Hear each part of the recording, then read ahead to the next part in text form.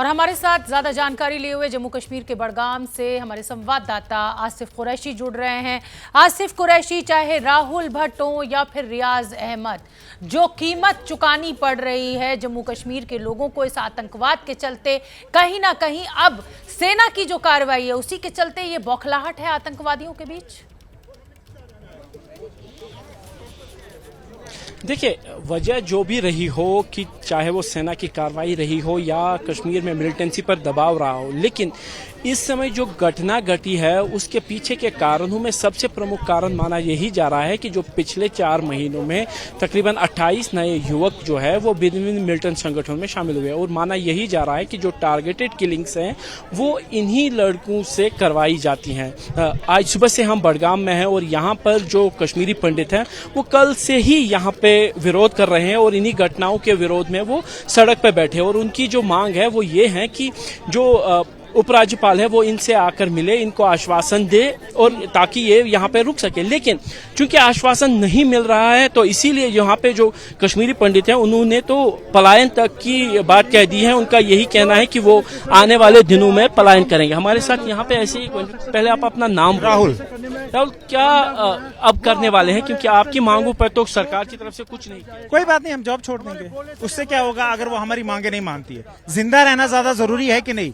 आप अभी जॉब कर रहे हैं तो अगर आपको बोलेंगे कि आपको जॉब करनी है कि जिंदा रहना है, हर कोई आदमी प्रेफर करेगा जिंदा रहना। और जिंदा रहना है तो हमें यहाँ इस डर के माहौल में नहीं रह सकते। घुट घुट के मरने से बेटर है कि हम एक ही बार में जॉब छोड़ दें, मजदूरी कर लेंगे, कुछ भी कर लेंगे, भूखे रह जाएंगे, लेकिन जिंदा तो रहेंगे ना। अब तो पलायन की भी बात कर रहे हैं फिर। हाँ, और क्या पलायन, और जब और क्या करेंगे? पलायन। नाम अजय। पलायन की बात क्यों कर रहे हैं? तो आप क्या करना, मरने के लिए बैठे? यहाँ मरने के लिए बैठे? मरने के लिए बैठे? सरकार की तरफ से आपको कुछ आश्वासन नहीं दिया? आप कल से एक एलजी के आश्वासन दे रहे हैं ना, प्रयास कर रहे हैं, मगर मारो, प्रयास कर रहे हैं लेकिन मारो। प्रयास तो कर ही रहे हैं मरने का। सरकार तो कोशिश कर ही रहे हैं कि कैसे मरे, कोशिश वो बिल्कुल अच्छे से कर रही है। लेकिन अब हम जाग गए हैं। We are not donkeys now. अब हम जाग गए हैं, हमने जीना है। तो क्या करने वाले हैं आप तो कह रहे हैं कि हम आपको बोला ना, आपको हमने मास डिसीजन कर दिया है और अब हम बोल रहे हैं जो 90s में जो एडमिनिस्ट्रेशन दावा कर रही है कि हमने 6000 फैमिलियों को यहाँ बसाया है, वो एडमिनिस्ट्रेशन सही है या गलत है, ये हमारे एक्शन से पता चलेगा, न कि वर्ड्स से। वो एक्शन क्या होगा वो आप कल सुबह आइएगा और देख लीजिएगा। यानी कल सुबह आप यहाँ से मास माइग्रेशन कर रहे हैं? वो आप कल सुबह ही देख लीजिएगा। देख सकते हैं शोभना कि किस तरीके का माहौल आसिफ, बना है। प्रशासन की तरफ से क्या कहा जा रहा है? जो हमारे पास खबरें जी, प्रशासन की तरफ से क्या कहा जा रहा है? जिन आतंकवादियों का इसके पीछे हाथ है, क्या उनका कोई सुराग लगा है? देखिए, पुलिस उस मामले की अलग से जांच कर रही है। आपसे थोड़ी देर पहले जम्मू कश्मीर के उपराज्यपाल ने एक ट्वीट कर जानकारी दी कि वो राहुल भट्ट के परिवार से मिले और उनको आश्वासन दिया कि जो भी उस हत्या में शामिल हैं उनके खिलाफ कार्रवाई होगी। लेकिन जो सबसे बड़ा मसला यहाँ पे बना हुआ है, बड़गाम में अब से थोड़ी देर पहले 350 ऐसे पीएम पैकेज में आने वाले कर्मचारियों ने अपना मास रेजिग्नेशन भेज दिया है और अब वो पलायन यहाँ से करने की बात कर रहे हैं। यहाँ पे अभी थोड़ी देर पहले हमने जिन सज्जन से बात की उन्होंने ये कहा कि आप कल आपको रोक रही हूँ क्योंकि आप बहुत बड़ी खबर दे रहे हैं, अपने दर्शकों को बताना वो बहुत जरूरी है। और कश्मीरी पंडित जो हैं, जो हिंदू परिवार हैं, उन्होंने मास रिजाइन कर दिया है। मतलब जो भी लोग सरकारी नौकरियों में जम्मू कश्मीर सरकार के साथ काम कर रहे थे, उनका मास रेजिग्नेशन हो गया है अपना विरोध जताने के लिए कि प्रशासन हमें सुरक्षा नहीं दे पा रहा है, हमारे लिए जिंदा रहना ज्यादा जरूरी है, नौकरी से ज्यादा। ये प्रदर्शन चल रहा है। 350 कश्मीरी पंडितों ने उपराज्यपाल को अपना इस्तीफा भेजा। आसिफ, ये बहुत गंभीर मसला है और ये जो अपनी नाराजगी जताने का तरीका है, इस पे कहीं ना कहीं चिंता उपराज्यपाल को भी होगी।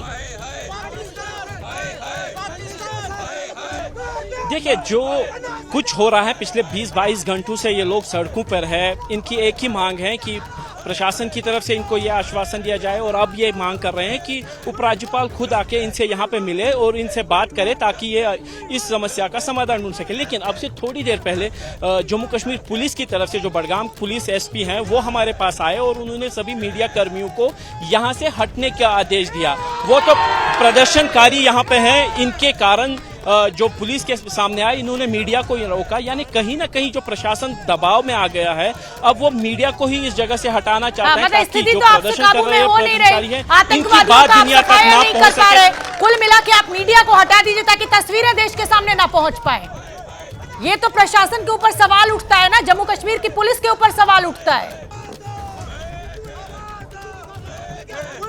बिल्कुल शोभना, देखिए जिस तरीके का माहौल पिछले 20 घंटों से बना है, जब राहुल भट्ट को गोली मारी गई उसके तुरंत बाद से ही यहाँ पे जितने भी ये जो यहाँ पे जो पीएम पैकेज में आने वाले कश्मीरी पंडित हैं, ये तुरंत ही सड़कों पे निकल आए थे और उन्होंने विरोध जताया था। तब भी इनकी मांग यही थी कि इनके साथ इंसाफ हो और जो सुरक्षा में कहीं ना कहीं सेंध लगी है, जो चूक हुई है, जो इनके डर है, उसको दूर किया जाए। लेकिन कल से ही प्रशासन जो है वो डिली डैली टैक्टिक्स कह सकते हैं वो कर रही है।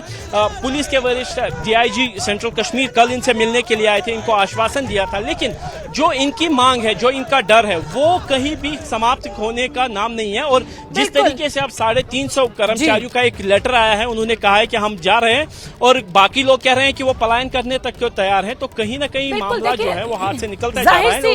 प्रशासन है कि फिलहाल बिल्कुल आसिफ कुरैशी, जाहिर सी बात है कि इस तरीके का डर अगर पूरे एक समाज में व्याप्त है तो नौकरी से ज्यादा आदमी के लिए जिंदा रहना जरूरी है।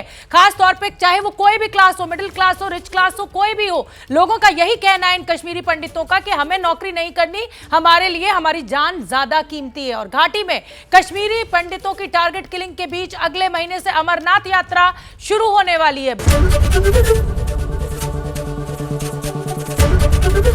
एबीपी न्यूज आपको रखे आगे।